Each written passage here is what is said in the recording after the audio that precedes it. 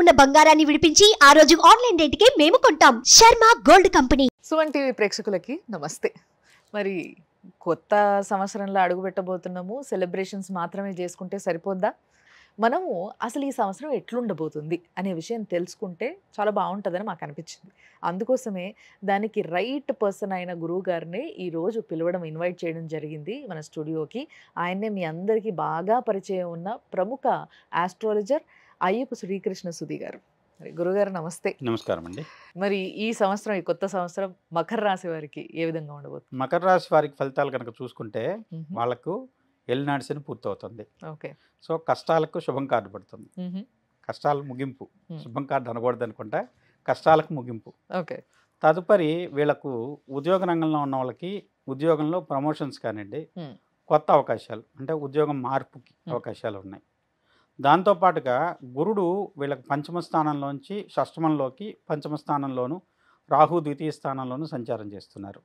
కొంత ఆరోగ్య విషయంలో జాగ్రత్త అవసరం ఉంటుంది. ద్వితీయ రాహు ఏంటంటే ఒక రకమైనటువంటి షేకీ కెరియర్ అంటాం. Life should be like pendulum అంటాం. మంచి అవకాశం వస్తుంది, మళ్ళీ ఆగమంటారు, మళ్ళీ వస్తుంది అవకాశం, మళ్ళీ ఆగమంటారు, కానీ అవుతుంది.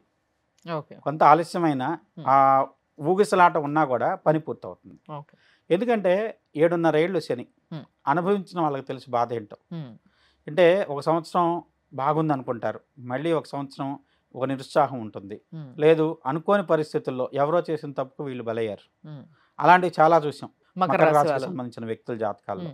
వాళ్లకు ఈ సంవత్సరం ఏంటంటే ఉద్యోగరీత్యా ముఖ్యంగా ఏంటంటే మకర రాశి వాళ్ళు ఖాళీగా ఉంటే నీళ్ళల్లోంచి తీసుకొచ్చి మొసల్ని బయటపడేసినట్టే. దాని బలవంత నీళ్లు. వాళ్ళకు బలం లేని పరిస్థితుల్లో వాళ్ళని చుట్టూ బిగించి పట్టుకున్నట్టుగా ఉన్నటువంటి పరిస్థితి, ఊపిరాడిన పరిస్థితుల్లోంచి ఒక్కసారిగా మళ్ళీ నీళ్ళలోకి మొసలు ప్రవేశిస్తే ఏ విధంగా ఉంటుందో అలాంటి బలవంతమైనటువంటి యోగాన్ని పొందుతారు తప్పనిసరిగా. ఆర్థిక పరంగా బాగుంటుంది. తర్వాత రుణ సహాయాలు అందుతాయి. అంటే బ్యాంకు నుంచి లోన్స్ తీసుకొని ఏదైనా ఇల్లు లాంటివి కొనుక్కోవడానికి అవకాశమైన కాలం, అనుకూలమైన కాలం. కాబట్టి రుణపరమైనటువంటి అనుకూలతలు ఉన్నాయి. గురుడు షష్టమంలో ఉన్నాడు కాబట్టి. అలానే షష్టాధిపతి బుధుడు కొంత అనుకూలమైన ఫలితాలు వీళ్ళకి అందిస్తాడు. కొత్తదైనటువంటి వ్యాపారాలు ప్రారంభించడానికి కానివ్వండి, కొత్తదైనటువంటి ఏదైనా ప్రణాళికలు వేయటానికి కానివ్వండి, అలానే వచ్చేసి స్థాన మార్పు కోసం చేసే ప్రయత్నాలు, ఎవరైనా విదేశాలకు వెళ్ళాలనో లేదంటే ఉన్న చోటు నుంచి ఇంకో సిటీకి మారాలనో అలాంటి వాళ్లకు అనుకూలమైన ఫలితాలు ఉంటాయి.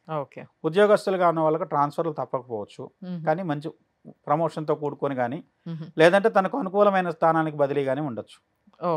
అలానే వైవాహిక జీవితంలో ఉన్న వాళ్లకు స్వల్ప ఇబ్బందులు, కుటుంబ స్థానంలో ఉండేటువంటి జీవిత భాగస్వామికి కానివ్వండి, లేదంటే వచ్చేసి కుటుంబ సభ్యులు ఎవరో ఒకరికి కానీ అనారోగ్యపరమైనటువంటి ఇబ్బందుల వల్ల బాధ ఉంటుందని చెప్పచ్చు.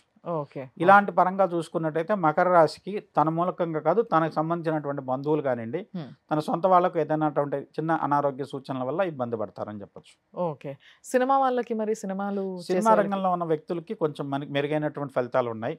ఎందుకంటే ఇప్పటివరకు వచ్చేసేసి శని మిమ్మల్ని బాధించినటువంటి పరిస్థితి, దాని నుంచి విముక్తి లభిస్తుంది. కానీ కొంత ఆశావహ దృక్పథంతో కూడుకున్నటువంటి ఫలితాలు, అంటే రేపు బాగుంటుంది కానీ మంచి ఫలితం వస్తుంది, కానీ రేపు ఇంతకంటే బాగుంటుంది, ఆ విధమైనటువంటి దృక్పథంతో కనుక మీరు ఆలోచించినట్టయితే మెరుగైన ఫలితాలు పొందగలుగుతారు. ముఖ్యంగా వచ్చేసి గురుడు మీకు పంచమ స్థానంలో జూన్ వరకు ఉంటాడు. తర్వాత షష్ఠ స్థానంలోకి వెళ్తారు. అదే చివరి పరిస్థితుల్లో అక్టోబర్ తర్వాత గురుడు ఉన్నటువంటి స్థితి ఏదైతే ఉందో అది మీ జీవితానికి చివరి పంచ్ మంది అయితే కిక్ వేరంటారు చూశారు, ఆ విధంగా ఉంటుంది పరిస్థితి. అంటే మకర రాశి వారికి ఎదురు చూసి చూసి చూసి అక్టోబర్, నవంబర్, డిసెంబర్లో వాళ్ళకి యోగిస్తాయి. అప్పటి వరకు వెయిట్ లాస్ట్ 3 నెలలు మీ టైం అనుకోవచ్చు. అంతవరకు కొంచెం వెయిట్ చేస్తే మంచిది. అద్భుతం. మొదట్లోనే చెప్పాను, ఊగిసలాడు అవుతుంది, మళ్ళీ కాదు, మళ్ళీ అవుతుంది, మళ్ళీ కాదు, మళ్ళీ లాస్ట్లో అయితే మెటీరియలైజ్ అవుతుంది. ఓకే. మరి ఈ లెక్కన మనం అనుకున్నట్టుగా కొన్ని రాజకీయంగా ఏవైతే మార్పులు కొన్ని అవి ఇవి ఏవైతే జరగబోతున్నాయో ఇవన్నీ ఆ లాస్ట్గా జరిగితే రాజకీయ నాయకులకు బాగుంటుందంటారా? అయితే రాజకీయ నాయకులకైతే ఈ సంవత్సరం పరీక్షా కాలం అనే చెప్పాలి రాజకీయంగా ఉన్న వ్యక్తులకు. ఎందుకంటే వీళ్ళకి సొంత వాళ్ళే మోసం చేసేటువంటి రాహు సెకండ్లో రావటం వల్ల ఒక రకమైనటువంటి తన యొక్క అనుచరులో అంటే అప్పటి వరకు తన సహచరుడుగా ఉన్నాయని ఒక తన ప్రత్యర్థిగా మారతాడు. అలాంటి పరిస్థితిని ఎదుర్కోవడానికి అవకాశం ఉంది. కానీ విజయం వీళ్ళకి అనుకూలంగా వస్తుంది కానివ్వండి, చివరి వరకు అంటే కొంత మనస్తాపము, కొంత ఆవేదనకు గురయ్యేటువంటి పరిస్థితి కనపడుతుంది మకర రాశి వారికి. కాబట్టి కొంత అనుకూలమైన పరిస్థితి మకర రాశి వారికి రాజకీయంగా లేదని చెప్పాలి.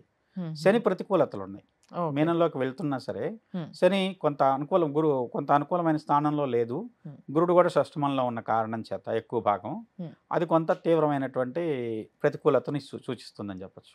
ఓకే. అంటే ఇప్పటి వరకు మిగతా సందర్భాల్లో విన్నదానికి దీనికి చాలా తేడాగా ఉంది.